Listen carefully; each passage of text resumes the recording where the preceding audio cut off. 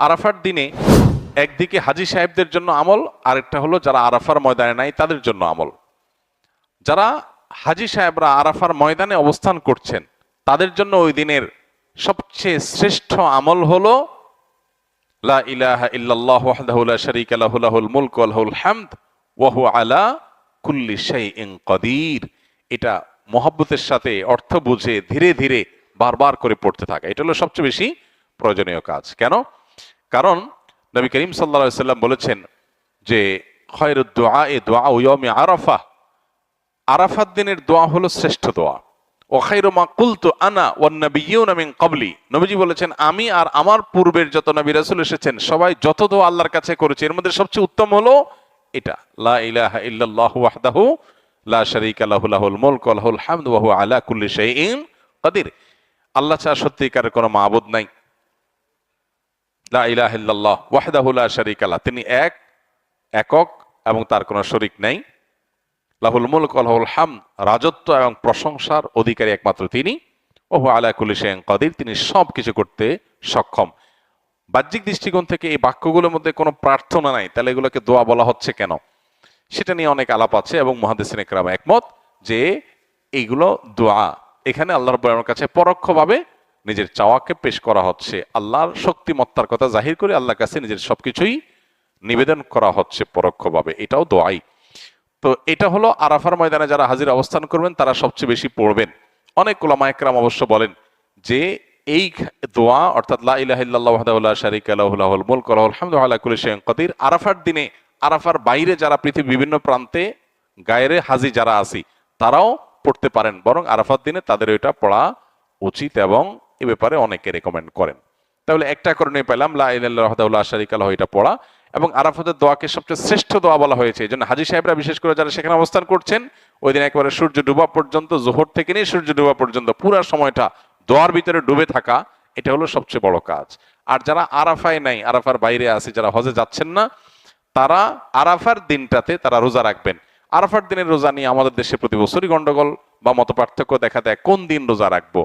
এটা কি হাজিরা অবস্থান করছে ওই দিন, নাকি আমি যে দেশে আছি সেই দেশে যখন জিলহজের 9 তারিখ হবে? তো এটা নিয়ে উভয় পক্ষেই দলিল আছে, যুক্তি আছে, দুই মতেরই সপক্ষে আলেমদের বক্তব্য আছে।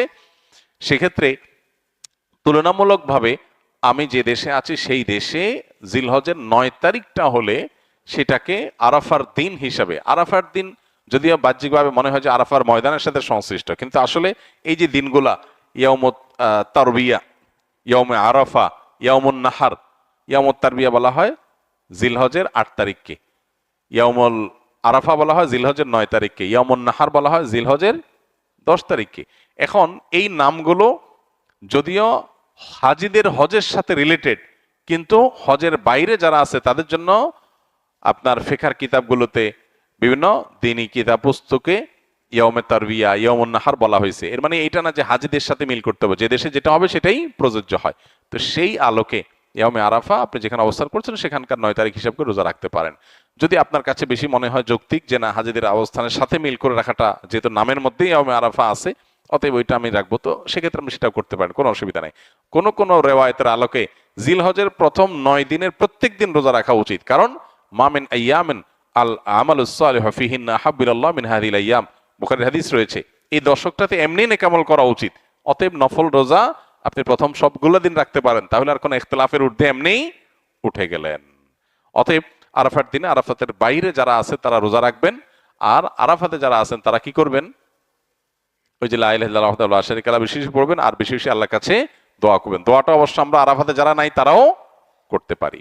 জিলহজের প্রথম দশক শুধু কোরবানির পশু কেনা বেচার দশক নয়, এই দশক ইবাদতের দশক, এই দশক আমলের দশক। নবী করিম সাল্লাল্লাহু আলাইহি সাল্লাম বলেছেন মা মিন আইয়ামিন আল আমালুস সালিহু ফিহিন্না আহাব্বু ইলাল্লাহ মিন হাযিহিল আইয়াম। কিলা ইয়া রাসূলুল্লাহ ওয়ালাল জিহাদু ফি সাবিলিল্লাহ? ক্বাল ওয়ালাল জিহাদু ফি সাবিলিল্লাহ।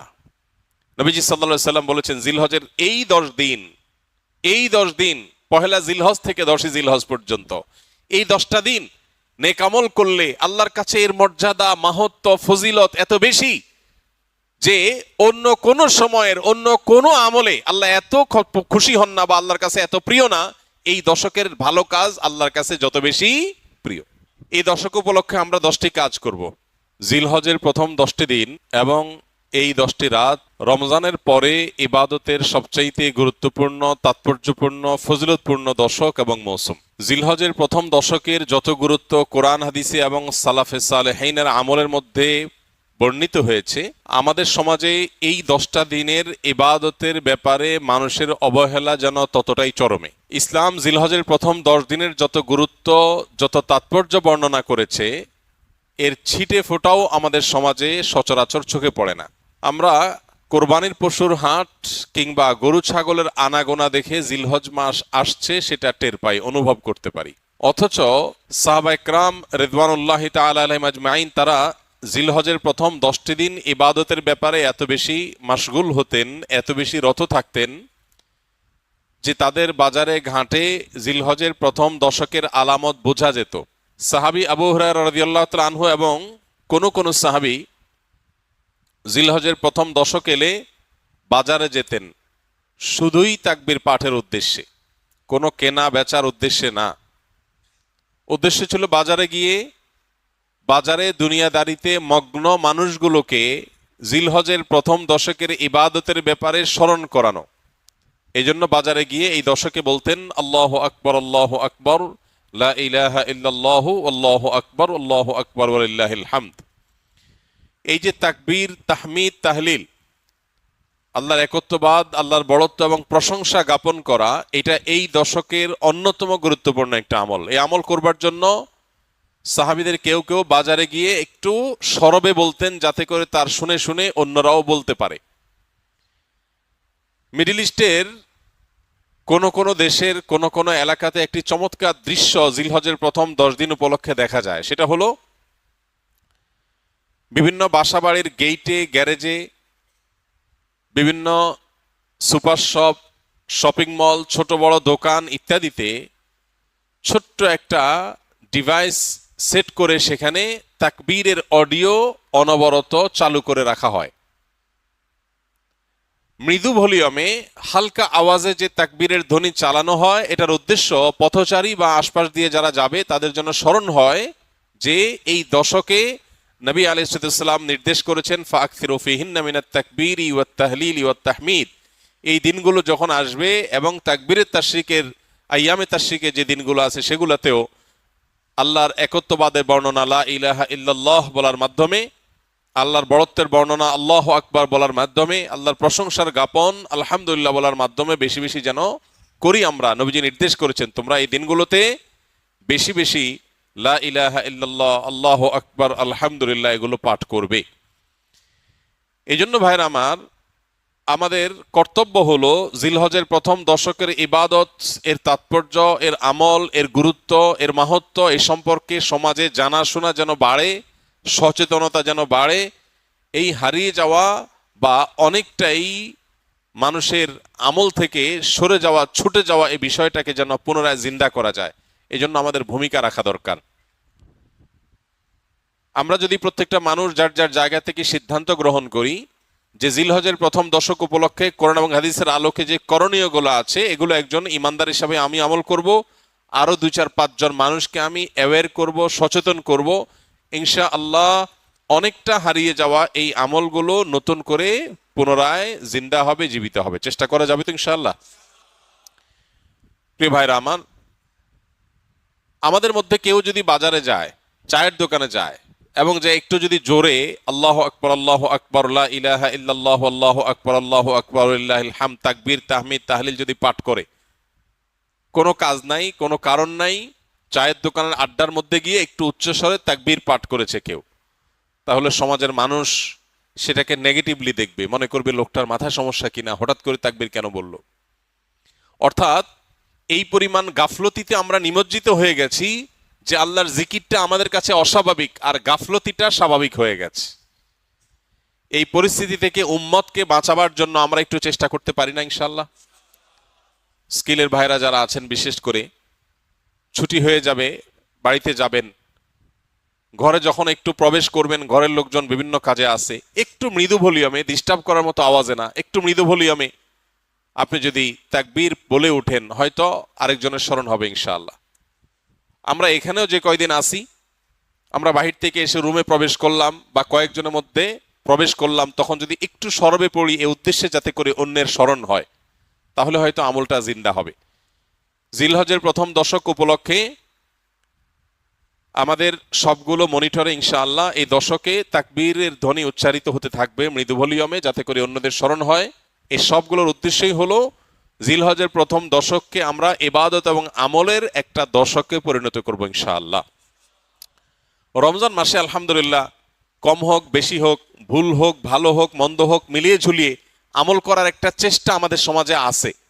কিন্তু জিলহজের প্রথম দশক উপলক্ষে নেক আমল বা ইবাদতের তেমন কোনো কাজ দেখা যায় না। কাজ একটাই, কোরবানির গরু ছাগল কেনা বেচা। এই ছাড়া এই দশকের আর কিছু চোখে পড়ে? চোখে পড়ে না। আপনারা বিভিন্ন এলাকার মানুষ আছেন, আমি আপনাদেরকে উদাত্ত আহ্বান রাখতে চাই, অনলাইনে আমাদেরকে যারা শুনছেন তাদেরকে উদাত্ত আহ্বান রাখতে চাই। অনেক কোরবানির গরু ছাগলের হাটে মাইক লাগানো হয় নানান ঘোষণা অ্যানাউন্সমেন্ট ইত্যাদি করার জন্য। আমি লক্ষ্য করেছি খুবই দুর্ভাগ্যজনকভাবে যে কোরবানির পশু কেনা বেচার হাটের অর্থনৈতিক সুফল বিপুল পরিমাণে, আর্থসামাজিক উপকারিতা অনেক বেশি, এটাকে ঘিরে হাজার হাজার লক্ষ লক্ষ মানুষের জীবিকার ব্যবস্থা হয়। এই দেশ পশু পালনে অনেকটা স্বয়ং সম্পন্ন, পশুর গোশত যতটুকু আমাদের প্রয়োজন হয় তার জন্য স্বয়ং সম্পূর্ণতা অর্জন করেছে শুধু কোরবানির খাতিরে।